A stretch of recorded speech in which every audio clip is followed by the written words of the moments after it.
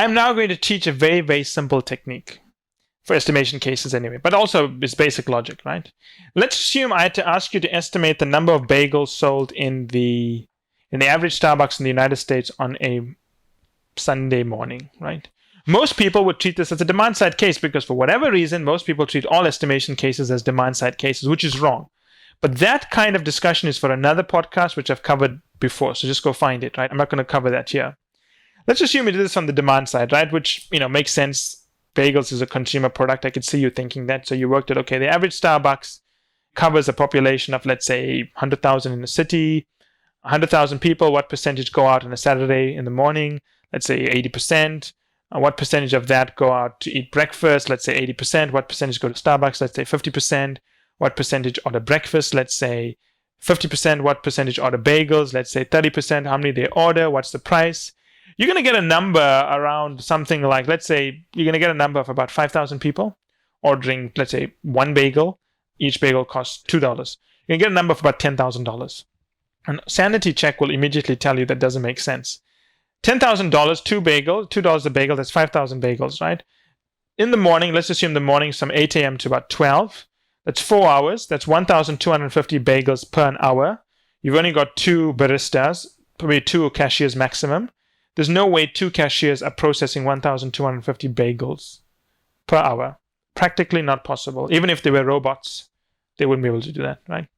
Too little time. So now what is the lesson here? When you're dealing with a small space or an enclosed space, supply side cases looking at the capacity flow rates always work best. I would do the case this way. I would say number of cashiers times the hours they work times 1 over the time to process one order, percentage of orders containing food, percentage containing breakfast, percentage containing bagels, number of bagels per order times the price per bagel. If you do it that way, you will get an answer of something like $60 to $200, which is logical, right? $200, $2 per bagel, 100 bagels over 4 hours, 25 bagels per order per an hour. Seems a little bit high, but I can see that happening. Now, why does this flow rate concept work so well for small spaces or enclosed spaces? Very simply put, it has to do everything to do with the principle of sensitivities, right? Imagine we go back to the demand side approach, population, blah, blah, blah. Imagine if we increased our population by 1%. So rather than 100,000 people, we said 101,000 people, right?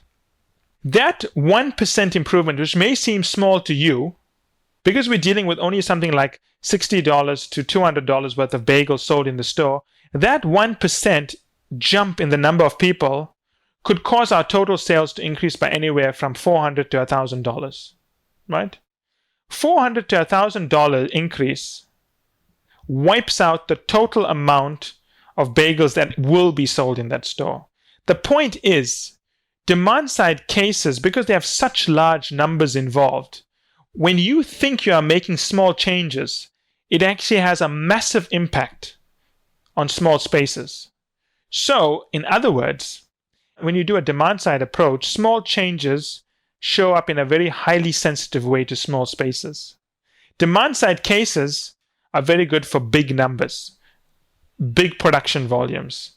But if you're dealing with small spaces and enclosed spaces due to the sensitivities involved, you don't want to do the demand side approach.